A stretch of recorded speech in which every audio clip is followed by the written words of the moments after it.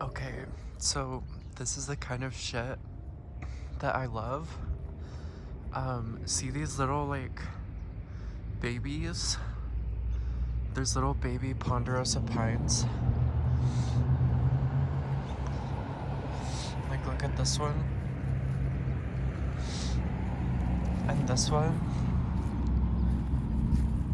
There's even like a smaller one right there. They're so cute. I love that. I love ponderosa pines. They're so pretty. And there's so many. There's a ton of little babies right here.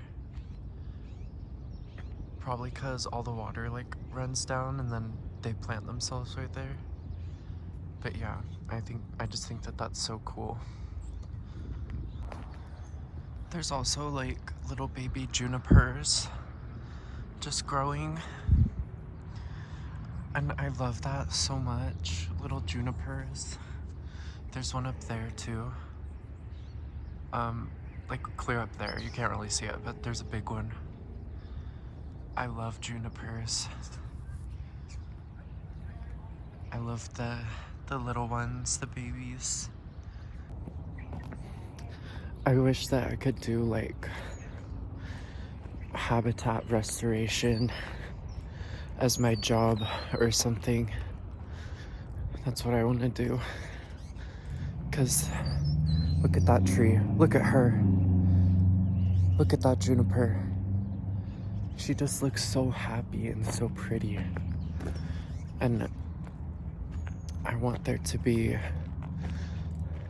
I just want to restore this habitat because I feel like it's struggling. Like, look how pretty and all the birds and everything. It's just so nice out here and they smell so good. I love the way that junipers smell. There's a little one right there too. And there's some like baby ponderosa pines in there. But I really want to just like, so here's what I think. I think that the problem is that there's not enough animals. Like these grassland environments evolved with enormous herds of like grazing animals. And since those animals aren't here anymore, like the bison and everything is just getting hunted to basically the brink, I think we need more animals. I think people should, if they have goats or chickens or whatever, I think people should put their livestock together in enormous herds and then try to get those herds to like move around in a way that mimics like nature, you know? So that it like mimics the natural herds. That's what I think we should do. 'Cause yeah, I think these ecosystems need our help.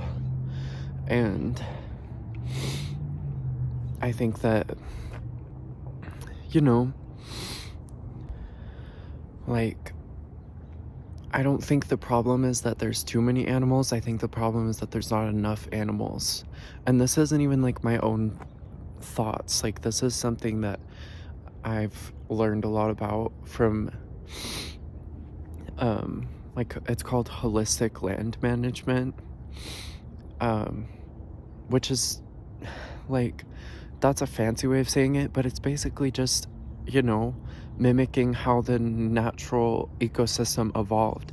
And these ecosystems evolved with large herds of grazing animals. And if they're not there, then the ecosystem just degrades because the soil doesn't have as much fertility, and all this dead grass and woody shrubbery ends up like just, it never gets trampled down, and it just becomes like, it just year after year oxidizes and it never returns to the soil.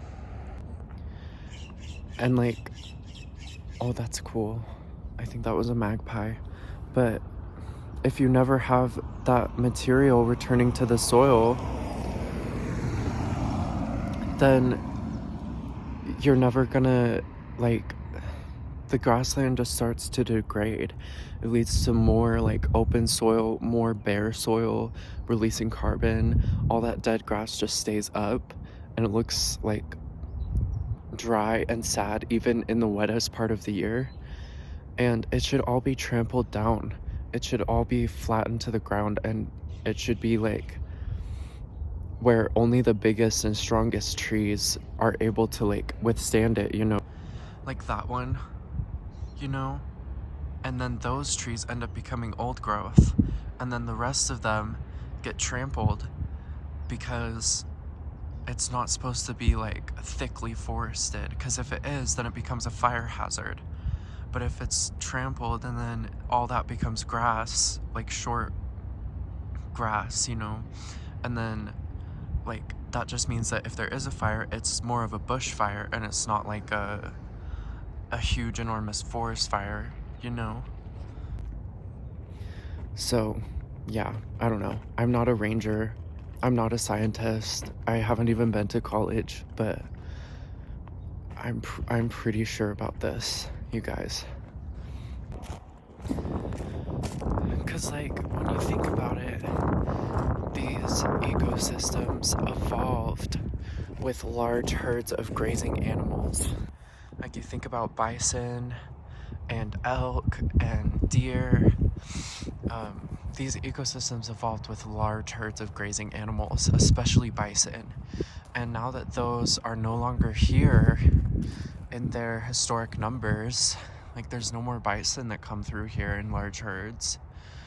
And it's going to take a really long time for bison populations to get back to what they used to be. I think in the meantime, we should use livestock to mimic herds, you know? And what happens when the herds don't come through is that you have a shift from grassland to woody vegetation like this.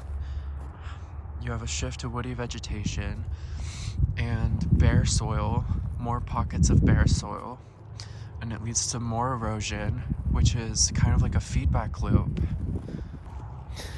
And that's what is called desertification, or land that is turning to desert. And the thing is, this isn't supposed to be a desert. It gets a lot of rainfall out here, especially in the form of snow in the winter. And so it shouldn't be so arid. And the reason it's turning more and more arid is because there's not those large herds of grazing animals that used to exist here. Like, look at this soil. When I look at this, I just think, like, this just looks unhealthy. Like, there's a shift from grass to more woody vegetation, bare soil, and bare soil releases carbon, and it causes more heat. It causes instability in the temperature, and we need to do something about it. You know, we need to bring back grazing animals, and if we can't bring back bison fast enough, then we should use livestock, because that's what we have. And we should use like goats and chickens and cattle, and we should literally graze them out here responsibly, obviously, you know, and in a way that mimics natural grazing patterns of animals. And we need to stop overhunting. We need to bring back natural predators. And yeah, and I know that this might sound like, oh, well, you're just gonna put your livestock out there and have them all get eaten. And it's like, that is a possibility, of course, with grazing animals like that. But the larger the herd, the safer the individual. So you might have like a couple picked off, but it's not like they're going to wipe out your whole herd, especially if you have a big enough herd. That's why these herds evolved, is because the larger the herd, the safer the individual. And that's why large herds of grazing animals evolved in these ecosystems, so that they would keep moving around. They have to keep moving around because they don't want to stay where they've been. There's nothing to eat there anymore. And they can't stay where they've been because it's not safe, because there's predators. Okay, so my phone decided to die on me, but basically, the whole reason I'm going on this whole rant is because I think about this every day. So this is why I'm putting it in my vlog, because I genuinely think about this every single day. And if you're someone who owns livestock, like personally, I don't own livestock. I don't have chickens or anything like that. I used to have chickens and I miss having them. But if you're someone that owns livestock, I would highly recommend looking into holistic land management and even just learning about it. Like, I'm not trying to say everyone has to do what I think is right, but I think at least learning about it so that you know more, because I think that it's very fascinating and it makes a lot of sense, because I think for a long time the predominant like thought process has been, oh, there's too many animals, we need to hunt them, we need to prevent overgrazing by hunting them. And I think that we've actually like decreased animal populations way too much. And I think what needs to happen is we need more grazing animals out there.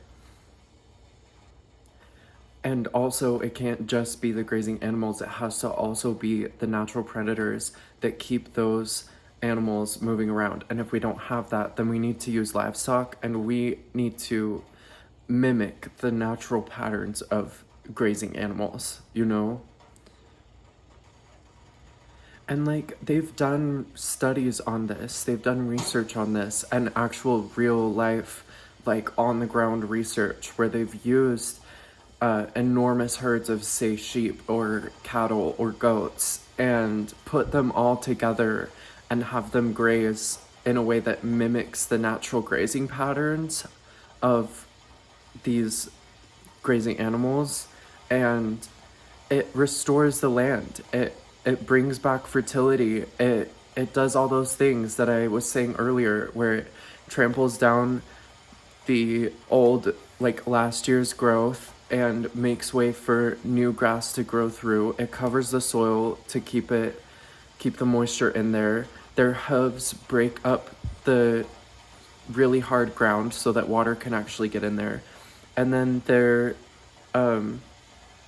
waste, their manure, is super fertile and helps lock in more moisture to the soil. And all of those things help build soil health, and build soil biology, and they help retain more water, and it helps prevent erosion and reverse the effects of desertification. Also, sorry for the noise in the background. I was just boiling some water for my coffee because I wanted more coffee. But yeah, like, the reason I'm going on this whole rant in the middle of my vlog is just because, like, I genuinely think about this every day. I think about, like, how many people we could feed if we had large herds of grazing animals, and how that food would be better for people because the animals are actually eating what they're supposed to be eating. And I just think about, like, can you imagine if all of these, like, places where they keep cattle in these horrible conditions, like, honestly, we need to just be honest about that, is that a lot of these animals are living in really horrible conditions and where they should not be. And there's tons of open grazing space all over the Western United States that is begging for large herds of grazing animals to come back. The land is literally begging for it. It's degrading, it's dying, it's desertifying without the keystone species, which is grazing animals, bison. And since we can't feasibly bring back enough bison in the time that we need to, I think that we need to use our livestock to mimic natural grazing patterns. And there's very clear research on this that it does work and it does help. And I wish that we could do that. I wish that farmers would come together, put their livestock together, learn how to holistically manage land, and start doing that, on a wide scale. And I think that if we did that in the West, we would reverse the effects of desertification, and we would start healing this ecosystem out here that's very degraded, and we would create food security for people, and we would, ultimately it would just be a really good thing for all of us. And I think that the reason that it's not that way is because of, the history that we can't ignore of how the US government literally was giving people money to go and kill bison. And so many bison were just completely wiped out. They almost went extinct. And bison are the keystone species. Bison are literally the keystone species in this ecosystem. This ecosystem evolved with large herds of grazing animals. They've always been here. They're supposed to be here. And now that they're gone and there's no way of bringing them back, at least in the short term, I think we should use animals like goats, chickens, pigs, cattle. We should use our livestock to mimic natural grazing patterns, so that this ecosystem stops dying, because we are on track to completely deplete our water supply by like 2050, 2060.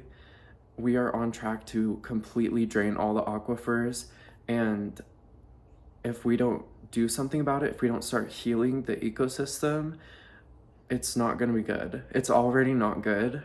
It's just going to get worse if we don't look at the problem and say, how did these ecosystems evolve and what is missing that is making them desertify so quickly? And the reason is because when you remove a keystone species from an ecosystem, the entire ecosystem begins to fall apart.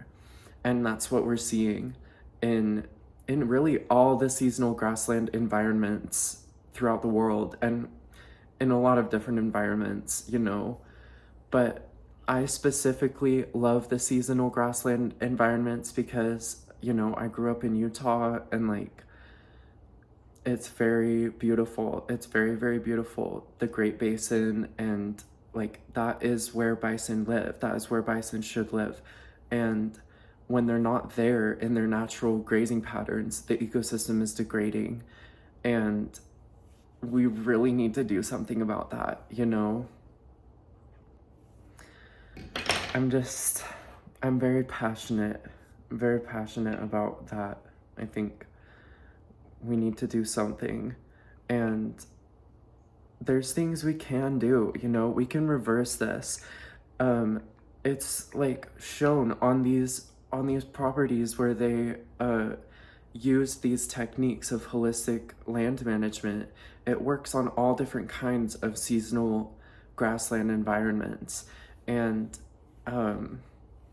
it works by utilizing what rainfall there is, because we can't make it rain more in this environment where it just doesn't rain a lot, right? But what we can do is make the most of the rainfall that does land here. And when the animals graze over the grass like that, and in such a big herd, it completely flattens everything to the ground, and that is super good for the soil. As long as it's not overdone, it's actually necessary, because it brings all of that material down to the ground and allows it to decompose that season, instead of staying up and oxidizing, and just it turns super brown and eventually just completely disappears, that's called oxidation. And it's basically where if it's exposed to oxygen for that long, it just degrades into, like, the carbon just releases into the atmosphere. But if it's sequestered, like pushed down into the soil, it actually is sequestering carbon into the soil that can be stored there for like thousands of years. And so, like, that's what needs to happen. We need to reverse the effects of desertification and climate change. And there's so many ways we can do that, you know, even with like our own backyard livestock. If you have chickens, even with like composting, I would highly encourage you guys to learn how to compost. If you don't know how to compost, it's a very useful skill. And I compost like everything. I compost the hair from my hairbrush, like literally everything. Soil from my plants, like leaves from my plants, coffee grounds, kitchen scraps, like anything. I compost basically everything. And I think we should be like doing more of that, you know? And like organic matter is so important for the soil health. The soil shouldn't just be bare and eroding like that. Even in like extremely arid environments, there's plants that can grow there, you know? And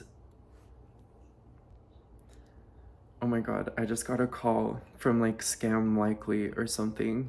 But yeah, like, I don't know. I think we need to rethink the way that we view these environments, because, hold on, I'm just drinking some coffee. This is the mushroom coffee, by the way. I really like it. I'm not sponsored by them, but I actually really like this. It's not bad. But yeah, like, what was I saying? I can't. Basically, it's just really important that we prioritize soil health, and that we learn how to compost, that we learn how to grow food, we learn what native plants are, like what the native plants are in our area, and like how to like restore soil health, you know? Because I think that that's genuinely something that is being left out a lot of the time of the conversation on climate change. Like, it's very important that we eliminate fossil fuel use. That's very true. But it's also super important that we completely rethink the way that we do agriculture and that we interact with the natural world, because the way we are currently doing agriculture is destroying our planet, especially our seasonal grassland environments, and we're on track to completely deplete our groundwater supplies. And it really is that serious. And we need to get serious about the fact that if we keep doing agriculture this way, we are going to like completely deplete our ability to do agriculture. Remember the Dust Bowl in the 30s? The great like dust storms? We don't want that to happen. But that's where we're headed. We're headed back to a time where we have just completely destroyed the soil. And we need to rethink the way that we do agriculture before it's too late, and before we like completely destroy the ecosystem out here in the Western United States, because it genuinely is such a delicate ecosystem, and it shouldn't be as arid as it is. And it's increasingly getting more arid, more desertified, more erosion, and more forest fires, bigger forest fires, hotter summers. And all of that is not a coincidence. It very much so is that if things change on a macro scale, on a micro scale, if the microclimates are changing, if little pockets are more eroded, and then you scale that up to like an entire ecosystem, the more of those that like start getting eroded, the more erosion that happens. It's a runaway effect. It's a feedback loop, and it does change the macro climate overall, the overall climate, you know, of an area, um, after enough time. And like, we have the power to reverse that, you know. I think that's what's so important, is that we're witnessing a mass extinction event that we caused, and also we have the power to reverse it and mitigate the worst effects of it. I guess, like, I shouldn't say that we have the power to reverse the extinction, because once things go extinct, like, it's done, like, wrap it up, like, we can't do anything anymore, at least for now. Um, but we do have the power to mitigate the worst effects and prevent further extinction, and you know, just to help the ecosystem live on. It will definitely live on in changed form, you know, but we don't want it to just completely collapse. We don't want ecological collapse, which is what's happening right now. Um, and it is very scary, but we definitely can do something about it, you know? Like, yeah, look into holistic land management if you own livestock, okay? Or if you don't, just look into it, learn about it, because I think it's pretty cool. And um, I think it's just also like common sense, like duh, like the keystone species, when you remove a keystone species, it's going to cause the ecosystem to collapse. Um, but yeah, anyways, that was a long rant. I'm very passionate about all of that, you know? But I would love to work with animals. That'd be so cool. I love animals. I would love to have livestock, and like especially chickens, goats, and pigs, I think are some of my favorite livestock. They're just so cute. Like, goats are so cute, and pigs. And yeah, I want I want to like try and help the ecosystem, you know. But the thing is, like, you need large herds. It works the best when a bunch of different people put all of their livestock together